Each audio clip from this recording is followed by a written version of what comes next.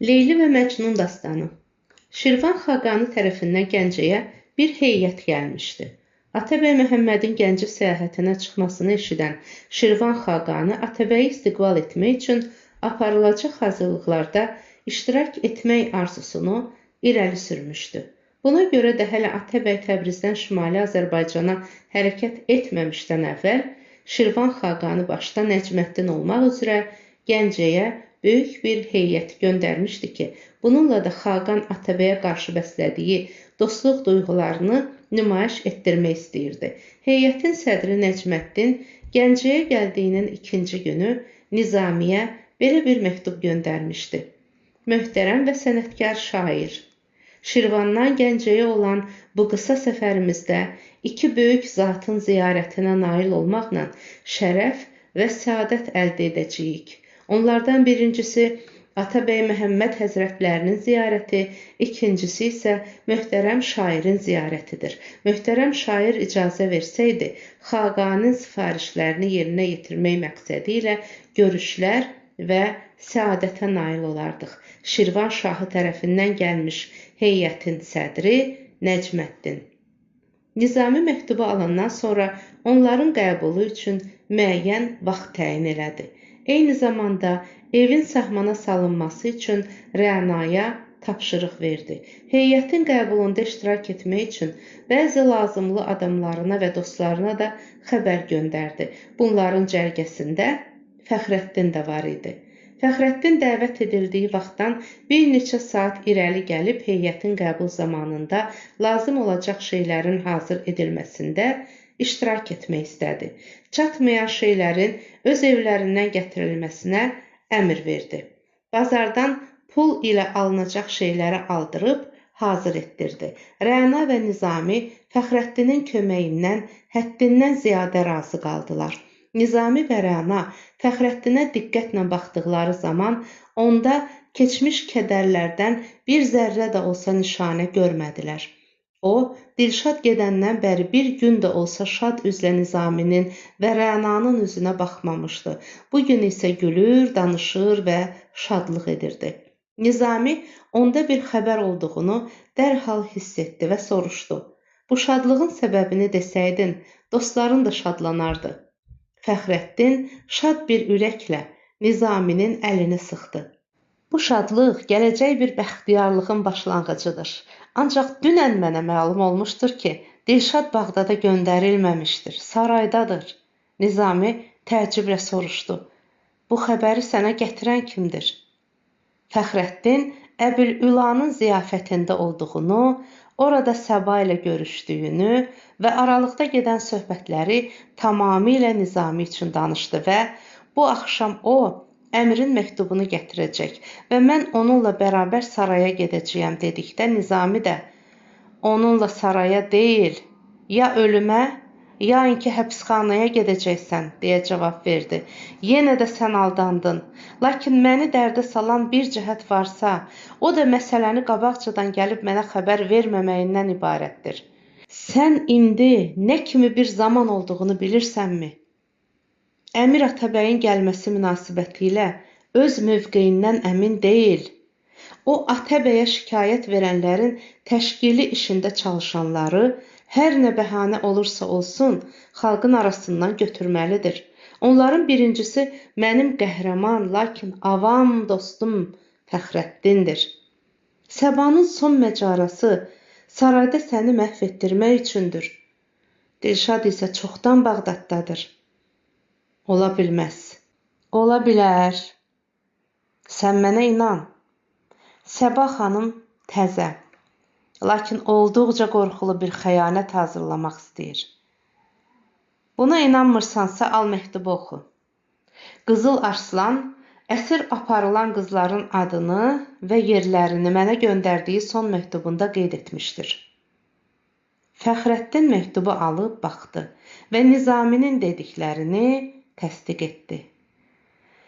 O həyasızı məhv edəcəyəm.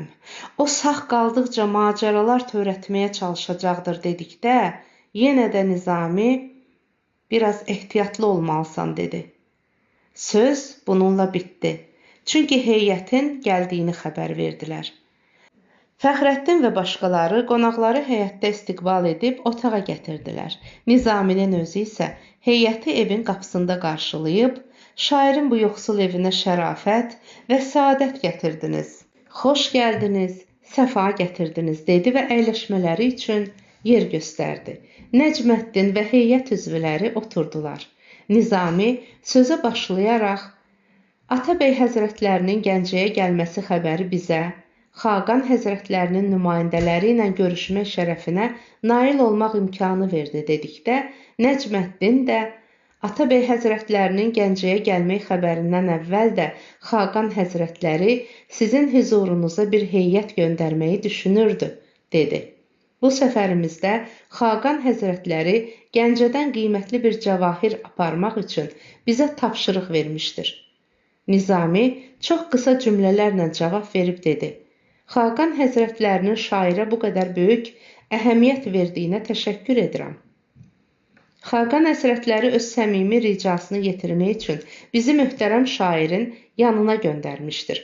Xaqanın mübarək rəyi buna əlaqə tutmuşdur ki, möhtərəm şair Leyli ilə Məcnunun müaşiqəsini bir dastan şəklində yazsın. Xaqan Həzrətlərinin arzularına əməl etməyə hazıram. Lakin Xaqan Həzrətlərinin arzusu budur ki, möhtərəm şair dastanı Azərbaycan dilində yazmasın. Onu yüksək təbəqəyə mənsub bir dildə, fars dilində yazsın. Çünki Xaqan Həzrətləri Azərbaycan dili ilə tanış deyil. O ancaq fars dilində danışıb oxuya bilir. Şübhəsizdir ki, siz Xaqanın nə kimi dil və nə kimi bir şeirlə maraqlandığını bizdən yaxşı bilirsiniz. Nizami, məclisdə iştirak edən Azərbaycanlıların həyəcanını hiss edərək, münaqişə çıxmasına imkan verməmək üçün dedi. Mən Xaqanın fikrini çox gözəl anlayıram. Şübhəsizdir ki, Xaqan fars dilinin yüksək təbəqəyə mənsub bir dil olduğunu qeyd etməkdə çox haqlıdır. O yüksək təbəqəyə mənsub bir dil deyərkən, saray xalqını nəzərdə tutmuşdur. Xaqan saray xalqını öz həzrətləri də daxil olmaq şərti ilə yüksək təbəqə hesab edir. Bu tamamilə doğrudur. Saray xalqı başqa bir təbəqə, saray xaricindəkilər isə tamamilə başqa bir təbəqədir. Sizə də, bizə də məlumdur ki, Şirvan sarayında yaşayanlar da, Xaqanın özü də Azərbaycanca danışa bilmirlər. Bəlkə belə də məsləhətdir. Bunların hamısı ilə bərabər mən Leyli və Məcnun dastanını başqa bir nöqteyi nəzərdən də fars dilində yazmaqla maraqlanıram. Çünki bu zamana qədər fars oxucuları dastan şəklində heç bir ədəbiyyat görməmişlər. Firdovsinin əsəri böyük bir dastan olmaqdan qabaq bir tarix əsəri sayıla bilər. Orada olan münaqişələr bədii olsa da, tam bir sevgi macərası qənaətini vermir. Mən elə bilirəm ki, Xaqan Həzrətləri fars dilində yazan şairlərə göstəriş və rəhbər olmaq üzrə birinci olaraq fars dilində dastan yazılmasını mənə həvalə etmişdir. Məclisdə olan Azərbaycanlıların çöhrəsindəki qırmızılığın çəkilməsi şübhələrin sönməsini hiss etdirirdi. Bunu Nəcməddin də hiss edirdi. O, bu sifarişin Azərbaycanlıların milli şərəfinə toxunacağını bilməmiş deyildi. Lakin o, Nizaminin verdiyi izahatla şübhə və nifrətlərin söndüyünü hiss edərək şadlandı və Xaqanın ikinci sifarişini şairə bildirdi. Xaqan Həzrətləri sizin malik olduğunuz əzəmətin yoxsul bir binaya yerləşib bilməyəcəyini nəzərə alaraq şairin Şirvan sarayına köçürülməsinə əmr vermişdir. Şairi orada saadətlər, sərvətlər və xələtlər gözləməkdədir. Sizin rəvan təbiniz orada daha da genişlənəcək. Siz ancaq orada cahanşumul bir şair dərəcəsinə çatacaqsınız. Siz ancaq saray içərisində yazdığınız əsərlərlə dünyaya öz günəşinizi sala biləcəksiniz. Siz sarayda bütün təbii ehtiyacların təsirindən çıxmaqla bütün fikrinizi şeir yaradıcılığına verə biləcəksiniz. Böyük şairin bu qədər qeyluqal içərisində keçən günləri sakit bir həyatın qucağında xariqələr, möcüzələr dolu şeirlər yaratmağa sərf olunacaqdır. Məncə, şeir gülər və səadətli bir həyatın qucağından doğmalıdır. Şair xalqa qoşularaq günlərin siyasi hadisələri ilə vaxtını keçirməməlidir. Məclisdə iştirak edənlərin bir çoxu elə bilirdi ki, Nizami Xaqanın bu dəvətini qəbul edib Gəncədən Şirvan şahının sarayına köçəcəkdir. Məclisdəkilər səbirsiz bir intizarla şairin Nəcməddinə verəcəyi cavabı gözləyirdi. Nəhayət, Nizami gülər bir üzlə cavab verdi. Şübhəsizdir ki, Xaqan həzrətləri məni yüksəltmək üçün öz sarayına dəvət etməkdədir. Buna görə də təşəkkür etməyə və Xaqan həzrətlərinə uzun ömürlər və tükənməz dövlətlər diləməyə borcluyam. Əvvəlcə Nəcməddin cənabları mənim evimin yoxsulluğuna işarə edib dedi ki, Xaqan həzrətləri sizin malik olduğunuz əzəmətin yoxsul bir binaya yerləşə bilməyəcəyini nəzərə alaraq şairin Şirvan sarayına köçürülməsinə əmr vermişdir. Hərgah mənim kimi yoxsul şairdə qiymət və əzəmət vardırsa, həmən əzəmət bu yoxsul evdə doğulmuşdur. Bu palçıq divarlar həmin əzəmətin beşiyidir. Bu əzəməti həmin beşikdə böyüdərək dünyalara tanıtdırana qədər mən bu evdən ayrılmayacağam. Doğrudan da məndə bir əzəmət vardırsa, o mənim deyil, Azərbaycan xalqınındır. Çünki mən bu məmləkətin oğluyam. Doğrudur, məni Xaqanın sarayında xələtlər gözləyir. Bu saydıqlarınız sərvət və xələt maraqlananlar üçün çox qiymətlidir. Lakin bunların heç birisi şair mədəsinin həzm edəcəyi qidalar deyildir. Siz deyirsiniz ki, mənim təbim Şirvanşahın sarayında daha genişlənəcəkdir. Lakin geniş kütlələrin içərisindən ayrılıb, sarayların uca hasarları daxilinə qapanan bir təbin genişlənə biləcəyinə heç də inana bilmirəm. Şair öz ilham mənbələrindən ayrıldığı zaman, kütlələrin içərisindən çıxıb dörd divarın içərisində nazlandığı və mürgülədiyi zaman onun təbi nə vasitə ilə genişlənə bilər? O, haradan ilham ala bilər? Cahanşumul şair olmaq üçün cahanın hadisələri içərisindən süzülüb çıxmaq lazımdır. Bir şairin təbii nə qədər işıqlı olursa olsun, saray içərisindən bir günəş kimi dünyaya işıq sala bilməz. Bəzən saray içərisindən doğan günəşlər geniş təbəqələri işıqlandırmaq qabiliyyətindən məhrum olur. Çünki cəmaət öz arasından doğan günəşi sevir. Çobanlar günəşi çiçəkli və yaşıl meşələrin arxasından gözləyir. Gəmiçilər günəşin bir-birini təqib edən dalğaların arxasında axtarır. Kəndlilərimiz isə günəşi yaşıl düzlərin və çəmənlərin üzərində yüksələrkən görür və şadlanırlar. Buna görə də saray divarları dalısından çıxan günəş bizim xalqımızı heç bir zaman isidə bilməz. Cənab Nəcməddin buyurdu ki, siz sarayda bütün təbii ehtiyacların təsirindən çıxdığınız üçün bütün fikirlərinizi şeir yaradıcılığına verə biləcəksiniz. Lakin bilmirəm ki, xalqımın ehtiyaclarını görmədiyim, o ehtiyacdan doğan dərdləri onlarla bərabər bölüşdürmədiyim, ehtiyac qazanında bu xalqla birlikdə qaynamadığım zaman mən yaradıcılıq üçün mövzu və ilhamı haradan alacağam? Şairlərin saray xaricində olması xaqanlar üçün saray içərisində olmalarından daha əlverişlidir. Çünki şair saray içərisində gördüklərini yazarsa və onu geniş təbəqələr arasına yayarsa, bu xaqanların nüfuzunun azalmasına səbəb ola bilər. Lakin xalq arasında yaşamaqla ümumi dərdləri yazıb xaqana bildirmək həm xalq üçün, həm də xaqan məmləkətinin abadlığı üçün əlverişli olar. Doğrudur, sarayda rahat yaşayıb möcüzələr, bərcəstə şeirlər yaratmaq mümkündür. Lakin Haman bərcəstə və möcüzə dediyiniz şeirlər Xaqanın buyurduğu kimi yüksək təbəqənin ruhunu oxşaya bilər. Məncə sarayın xaricində olan azadlıq, saray içərisində olan azadlıqdan daha yüksəkdir. Bir də ki, mən uşaqlıqdan hazırki məişətə öyrənmişəm. Mənim üçün saray həyatı azadlığını itirmiş bir quşcuğazın qızıl qəfəsdən aldığı nəşədən heç də yüksək ola bilməz. Xaqan həzrətlərinə salam yetirib mənim tərəfimdən ərz edərsiniz ki, hərgah Şirvan Xaqanı Azərbaycan dilini öyrənməyə tənəzzül etməmişlərsə, biz əksinə həm farsça danışa bilir, həm də farsça şeir yazmağı da bacarırıq. Sağlıq olursa, Leyli Məcnun dastanını yazıb bitirdiyim zaman bir daha görüşərik.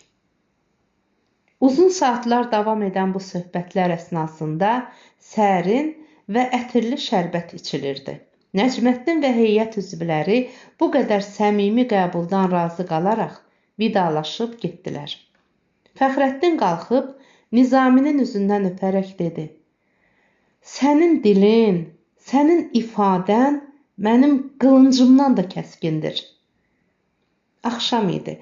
Fəxrəddinin Səbah xanımdan əmrin məktubunu almaq və saraya getmək üçün söz verdiyi vaxt gəlib çatmışdı. O qalxıb getmək istədikdə Nizami ona bir daha tapşırdı: "Ehtiyatlı ol. O qız çox hiləgərdir. Kim bilir, bəlkə səni Musa dəyirmanının yanında məhv etdirəcəkdir." Fəxrəddin bir daha "Onu bacara bilməzlər" deyə vidalaşıb getdi. Əmir nahar yeməyindən sonra sərxoş idi. O Səbah xanımı qəbul etmək, Fəxrəddinə göndəriləcək məktubu yazmaq və Səbah xanıma tapşırıq vermək üçün rəqqasələri çox tez buraxmışdı. Səbah xanım axşama biraz qalmış Xacə Müfidin gətirdiyi sifarişə görə əmrin otağına dəvət olundu.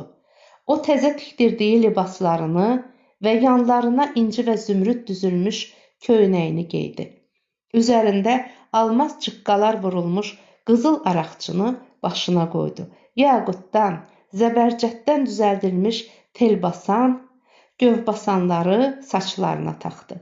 Qiymətli daşları, boyunbağları üstünə düzdü. Ağ və incə topuqlarına zümrüdlü xalxallarını taxdı. Böyük bir təntənə ilə əmrin otağına daxil oldu. Qırxşamlı avizələrin şəfəqi Səbah xanımın üzərindəki qiymətli daşlara düşdüyü zaman sanki əmrin qarşısında bahar fəzasının qövs-i qüzehindən paltar geymiş bir gəlin durmuşdu. Əmir heç bir zaman Səbah xanımı bu gözəllikdə görməmişdi. O, qalxıb Səbah xanımı qolları arasına alaraq öpdü və dedi: "Sən nə qədər gözəlsən. Səndən ilham alan bir qəlbin şeir mənbəyi olmaması qabildirmi?" Səbah xanım əmirin qucağında nazlandığı zaman: "Elədir mənim ağam, elədir, mənim varlığımın hakimi, elədir" dedi. Qoca şair Əbülüla məni əbəs yerə 20.000 dirhəm qızıla almamışdı. O daima bir şeir mövzusu üzərində işlədiyi zaman məni yanına çağırıb əyləşdirər və fikirləşdikcə mənim üzümə baxar və yenə də yazardı. O məni aldığı zaman birinci gün yazdığı şeirinin məzmunu yadımdadır. Nə gözəl də yazmışdı. O deyirdi: "Səba, sən onu bil ki, mən səni öz göz bəbəyim kimi gözlərimdə gizlədəcəyəm. Səni naməhrəmlərə göstərməyəcəyəm. Səni gözümün yaşları ilə böyüdəcəyəm. Sənin mozun qamətin sərv ağacına bənzəsə belə güllər və çiçəklərlə bəzənəcəkdir. Lakin qorxuram ki, bir gün göz yaşları kimi mənim gözlərimdən çıxıb qaçasan." Əmir bu sözləri eşitdikdən sonra onu qucaqlayıb: "Sən onun göz bəbəyindən qaçaraq mənim qucağıma düşdün. İndi mən səni bəsləyəcəyəm. Qocalmış bir şair sənin qədrini, qiymətini bilməzdi." Səbah xanımın Fəxrəddinlə görüşə getməsi vaxtına az qalırdı. Buna görə də Xacə Müfid avtofələyəni boşaltmaq üçün otağa girdiyi zaman əmir ona əmr etdi. Dəhlizdəkilər avtofələyəni görməməlidir. Pərdənin dalına qoy. Sonra da gedib Toxtamışı mənim hüzuruma çağır. Xacə Müfid getdikdən sonra Səbah xanım da qalxıb saçlarını və üst-başını sahmana salmağa başladı. Yenə də daşqaşların hər birisini öz yerinə nəsb etməyə məşğul oldu. Lakin əmir sərxoş olduğu üçün Səbah xanıma libaslarını geyməyə imkan vermirdi. Yarım saatdan bəri Toxtamış qapının dalında durub icazə gözləyirdi. Nəhayət, Xacə Müfid içəri girib Toxtamışın qapı dalında durduğunu söylədiyi zaman əmir Səbah xanımın dodaqlarını buraxdı. Toxtamış daxil oldu. Səbah xanıma tapşırıq verməyə başladı. Sənin əqilli qız olduğuna inanıram. İstədiyin zaman sənə tapşırılan vəzifəni layiqi ilə ifa etməyinə şübhəm yoxdur. Lakin məni qorxudan iki şeydir. Onlardan birisi sənin gözəlliyin, İkincisi də keçmişdə sənin onu sevdiyindir. Səbah xanım Toxtamışın bu fikrini rədd etmək üçün cavab verdi. Daha iki cəhəti də nəzərə alaraq cənab vəzir qorxmamalıdır. Onlardan birisi Fəxrəddindən intiqam almaq istədiyim, ikincisi də əmir həzrətlərinin şərəfinə nail olduğumdur. Mən heç bir zaman bu şərəfi adi bir rəiyyətin sevgisi ilə əvəz etmərəm. Toxtamış başına hərəkət verdikdən sonra gülərək dedi. Biz sizi çox yaxşı tanıyırıq. Qadının bədəninə kişi əli, xüsusilə gənc bir kişinin əli dəyincə, o hər bir şeyi unudur. Mən bu xidməti əmirin mənə verdiyi şərəfin müqabilində ifa edəcəyəm. Sözümdə sadiq qalacağam. Əmir həzrətlərinin başına and içirəm. Çox qadın görübsünüz, lakin Səbah xanım o qadınların heç birisinə bənzəməz. Siz Fəxrəddini bu gecə əmir həzrətlərinin ayaqları altında görəcəksiniz. Onu əmir həzrətlərinin qulamları qamçılayıb döydükləri zaman mən özüm də bir tərəfdə durub tamaşa edəcək və arzularıma çatdığım üçün şadlanacağam. Səbah xanım əmirin başına xəlifənin müqəddəs sarığına and içdikdən sonra Toxtamış sakit oldu. Fəxrəddinə bu məzmunda bir məktub yazdılar. Möhtərəm Fəxrəddin, ailənizin nəcabəti, özünüzün şəxsən əsl və qəhrəman olduğunuz sizi ikinci bir şərəfə nail edir. Bir ay bundan əvvəl sizə yazılan məktubda təyin etdiyimiz vədə bitmişdir. Buna görə də izdivac məsələsinin müzakirəsi üçün saraya gəlməyiniz lazımdır. Atabəy həzrətlərinin Gəncəyə gəlməsindən qabaq toy məsələsini bitirməliyik. Çünki Atabəy həzrətləri gələndən sonra başımız başqa məsələlərlə məşğul olacaqdır. Məktubu sizə Səbah xanım verəcək. Ona etimad edə bilərsiniz. Əmir İnanc. Məktubun başını bağladılar. Əmir möhürünü də imzasının altına bastı. Səbah xanım məktubu götürüb əmirin otağından çıxdı. Hələ qaranlıq düşməmişdi ki, o saray qapısından çıxdı. Kimsəyə hiss etdirməmək üçün bağça qapısından çıxıb çayın kənarına düşdü. Toxtamışın tapşırığına görə əmir inanılmış xidmətçilərdən 4 nəfər yanına çağırdı və tapşırıq verdi. Bağçanın qapısına yaxın yerlərdə gizlənməlisiniz. Bu gecə Səbah xanımla bərabər yayın ki, Səbah xanımsız bir nəfər saraya gələcəkdir. Bağça qapısında duran keşikçi qapını açıb onu bağçaya buraxacaqdır. Siz ona görünməməlisiniz. Ancaq dəhlizə girdiyi zaman başına bir palaz atıb dərhal həbsxanaya gətirərsiniz. Səs çıxarmasına və saray xalqının xəbərdar olmasına imkan verməməlisiniz. Palazı başından götürməzdən əvvəl onu tək silah edərsiniz. Mən onu görmək üçün gəldiyim zaman qollarını bağlarsınız. O qorxulu və qüvvətli adamdır. Buna görə də onu həbsxanaya saldığınız zaman lazımı qədər döyərsiniz. Çünki o, xəstə halına gətirilməzsə, kimsəni yaxınına buraxmaz. İndi gedin, bağçada olun. Vəzifədə səhlənkarlıq göstərsəniz, öz başınızla cavab verəcəksiniz. Xidmətçilər getdi. Əmir bu tarixi gecənin şərəfinə bir ziyafət təşkil etmək üçün əmr verdi. Qoca vəzir də əmrin bu fikrini təqdir etdi. Saqilər, rəqqasələr, gözəl cariyələr, qəşəng və gənc qulamlar işə başladı. Ziyafət gecə saat 2-yə qədər sürdü. Lakin nə Səbanın, nə də Fəxrəddinin saraya gəlməsi haqqında heç bir xəbər çıxmadı. Bu hadisə Əmirin və Toxtamışın rahatsızlığına səbəb oldu. Əmir şərab piyaləsini içib yerə qoyduğu zaman Toxtamışa müraciətlə dedi. Deyəsən vəzirin dedikləri doğru çıxdı. Toxtamış da şərabdan üz gözünü turşudub, acı bir ifadə ilə cavab verdi. Dünyadakı yaranmışların hamısı faili muxtardır. Onlar bir işi həyata keçirmək istədiyi zaman keçirər, istəməzsə keçirməz. Bu xasiyyət kişilərdə, heyvanlarda, hətta kiçik qarışqalarda da vardır. Bu xasiyyət ancaq qadınlarda yoxdur. Qadınların ixtiyarları öz əllərində deyil. Onlar kişini, xüsusilə sevdikləri kişiləri gördükləri zaman özlərinə məxsus olan hər bir hüquq və ixtiyarı kişilərin sərəncamına verirlər. O, birinci gecə sevgilisinin qucağına tələsən bir gəlin kimi bəzənib Fəxrəddinin görüşünə getdi. Fəxrəddin isə gəncdir. Səba xanım da Dilşaddan çirkin deyil. Onların bir-birinə güzəştə gedə bilmələri nə üçün mümkün olmasın? Toxtamış düşünür, Əmir isə piyaləni piyaləyə bənd edib içirdi. İntizar gecə saat 3-ə qədər davam etdi. Nə Səba xanımdan, nə də Fəxrəddindən bir xəbər olmadı. Bağçadan eşidilən hər bir səda Əmirin və Toxtamışın qulağında bir bayram müjdəsi kimi səslənirdi. Əmir yalnız Fəxrəddinin gəlməməsi haqqında düşünmürdü. Onun fikrində Səba xanımın gecikməsi də mühüm bir yer tuturdu. O Səbanın yabancı əllərə düşməsindən və şərəfinin ləkədar olmasından qorxurdu. O öz-özünə dünyanın gözəlini öz əlimlə geyindirib yola saldım. Bu axmaqlıq və sadəlik deyilmidir, deyirdi. Toxtamış da fikrə qərq olaraq mırıldanıb bu sözləri deyirdi.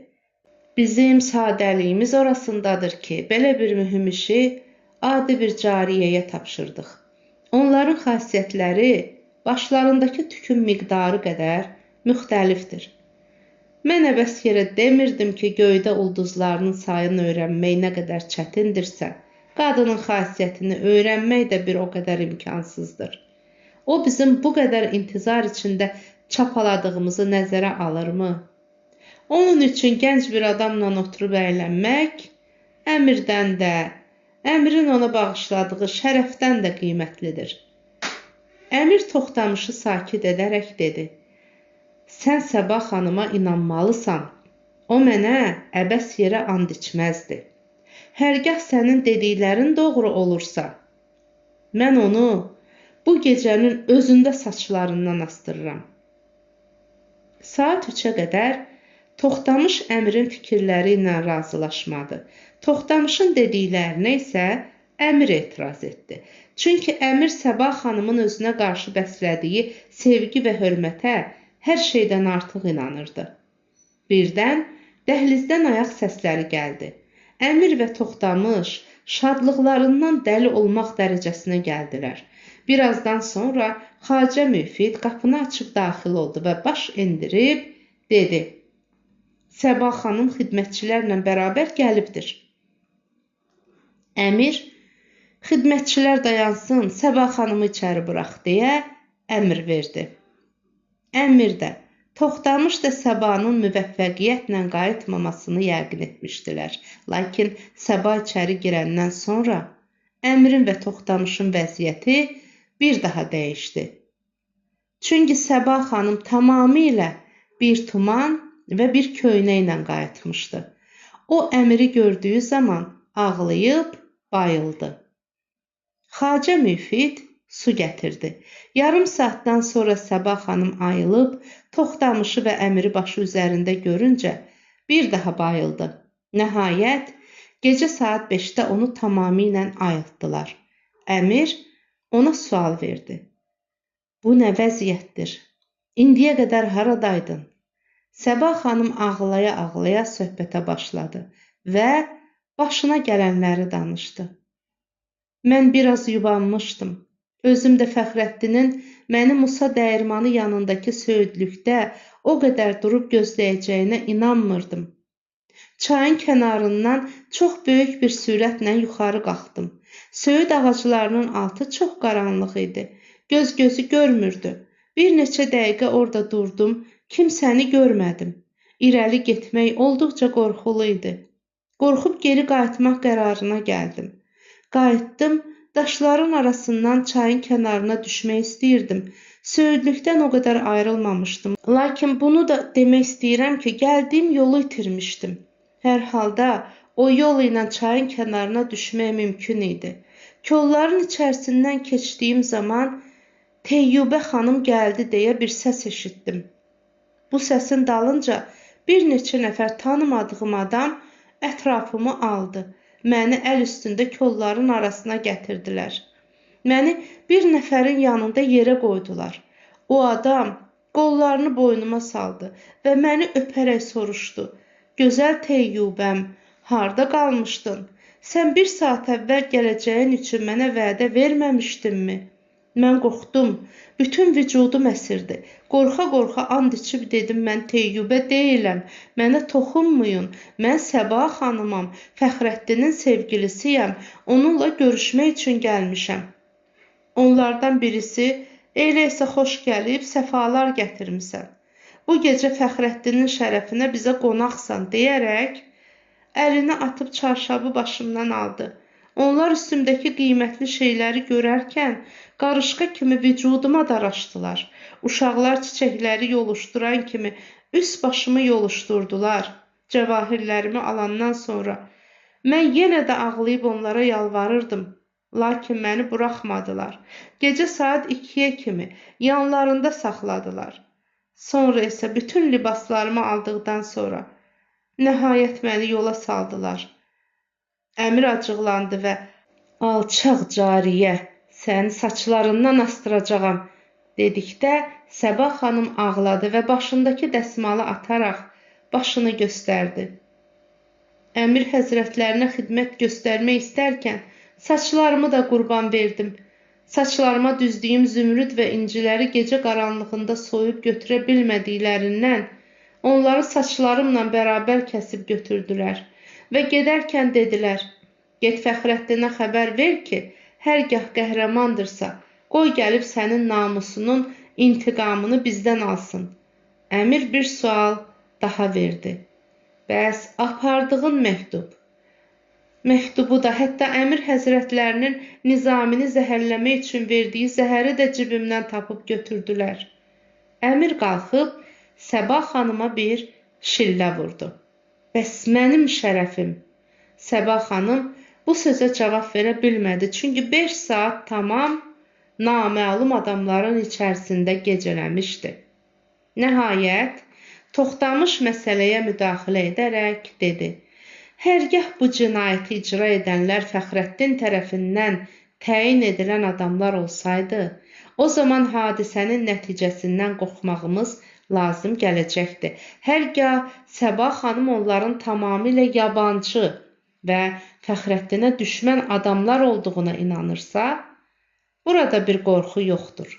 Aparılan qiymətli şeylərdən əmrin xəzinəsində çoxdur. Tüklər də bir ayın içərisində saç qərarına gələ bilər. Saxta saç düzəltmək də mümkündür. O ki qaldı şərəf məsələsinə. Bu da gülünc bir işdir, çünki onlar Səbah xanımın nail olduğu şərəfi yox, Fəxrəddinin şərəfini ləkələmişlər. Ola bilsin ki, onlar Səbah xanımın əmrin şərəfini daşıdığını bilsəydilər, bu cinayəti etməzdilər. Əmrin acığı söndü. Vəzirin dedikləri onun başına girdi. Xacə müfidi çağırıb dedi, Səbah xanımın paltarlarını gətir. Onun nə istəyi varsa heç bir kəsə bildirmədən düzəltməlisən. Xacə müfid getdi. Toxtamış Səbah xanıma müraciət edərək onun həyəcanını təskin edici bir surətdə dedi. Həyatda bu cür hadisələr çox ola bilər. Lakin insan heç vaxt öz mətanətini itirməməlidir. Sən sabahdan etibarən Fəxrəddini görmək üçün çalışmalısan. Onun nə üçün səni gözləmədiyini öyrənməlisən. Hərgah bu cinayət onun düzəltdiyi bir cinayət deyilsə, onu saraya gətirmək üçün çalış. O ki qaldı Nizami məsələsinə. Öz dilənçilərini əldən buraxma. Zəhəri apardılarsa, qoy aparsınlar. Ondan əmir həzrətlərində çoxdur. Bu günlərdə Nizami ailəsinin işini bitirməlisən. Onun özü də, Rənası da himayəsində yaşamaqda olan şairə Məsədi xanım da bu yaxın günlərdə məhv olmalıdırlar. Səbah xanım sevindiyindən ağlayaraq, bütün varlığımla bu vəzifələri yerinə yetirəcəyəm, dedi.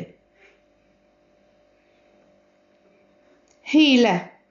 Atabəy Məhəmmədi istiqbal etmək üçün düzələn təntənə olduqca mütəşəkkil keçdi.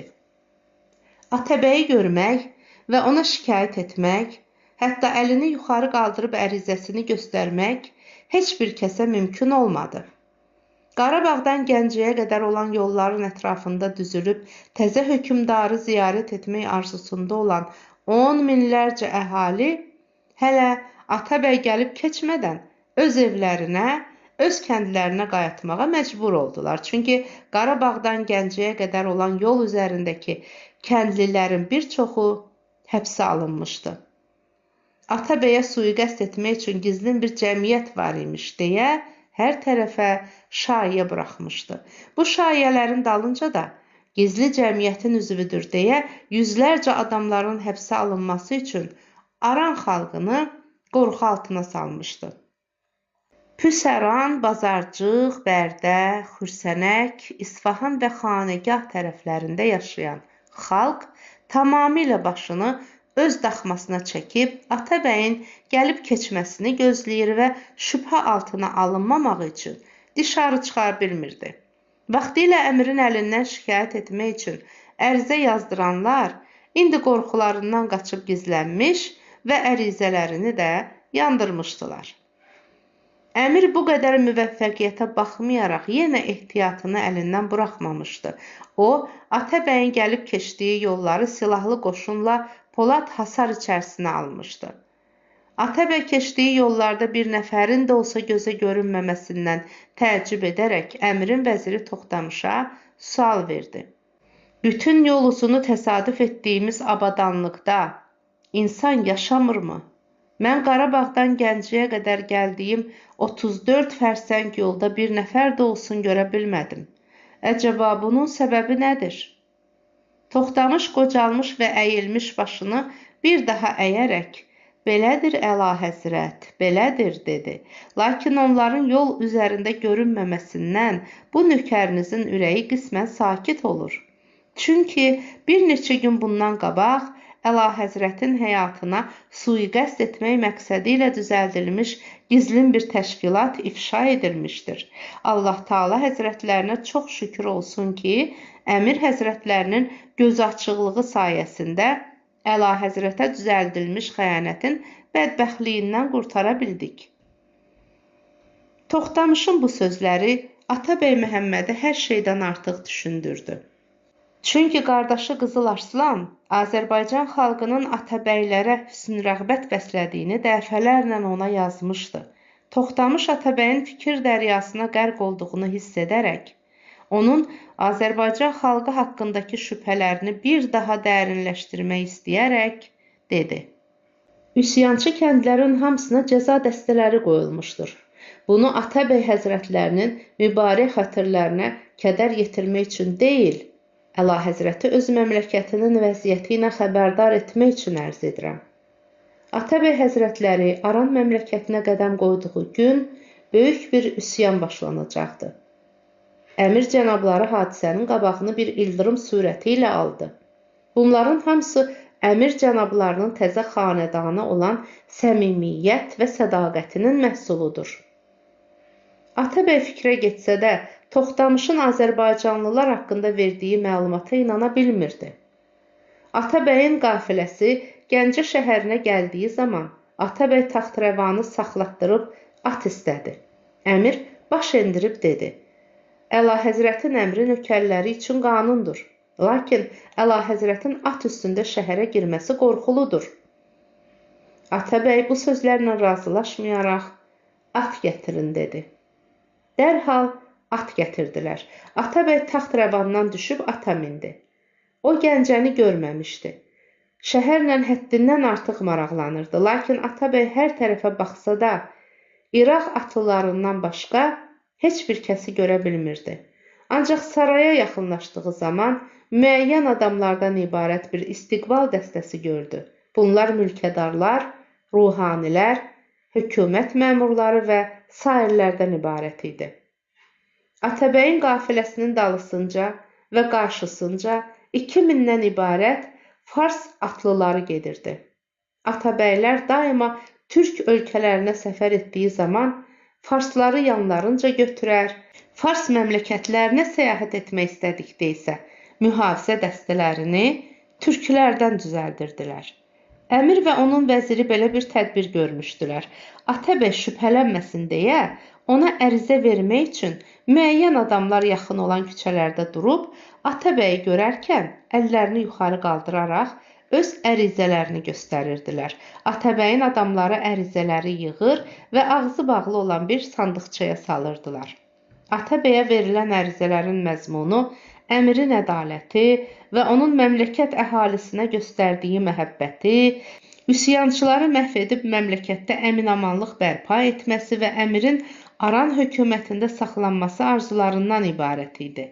Ərizələrin çoxunu Azərbaycanda böyük kəndlərə və malikanələrə sahiblənmiş ərəb və farsların türklər əleyhinə verdikləri şikayətnamələr təşkil edirdi. Fəxrəddin və sairlər nə qədər cəhd etdilərsə, irəli keçmək və bircə dənə də olsun ərizə vermək imkanını əldə edə bilmədilər. Atabəy bu kimi müəmmalı vəziyyətin içərisində saray qapısına çatdı və atından düşüb saraya daxil oldu. O, 3 gün heç bir kəsi qəbul etmədi. Səhərdən axşama kimi verilən ərizələri oxutdurub, onlardan ölkənin vəziyyətini öyrənmək istədi. Lakin bütün ərizələrdə əmirin ədalətindən, böyüklüyündən başqa heç bir məlumat verilmirdi. Axşamları isə Atabəy vaxtını əmirin düzəltdiyi ziyafətlərdə, eş-işrətdə saqilər, mütriblər, rəqqasələr, gözəl cariyələr, çalanlar, oxuyanlar, nədimlər, məhz hərəkətçilər və təlxəylərlə əylənməkdə keçirirdi. Atabəy nə Gəncə əyanlarını, nə də qonşu hökumətlərdən gələn heyətləri qəbul etməmişdi. O əvvəlcə vəziyyəti öyrənib, sonra xalq nümayəndələri və qonşu hökumətlərdən gələn heyətləri qəbul etmək istəyirdi.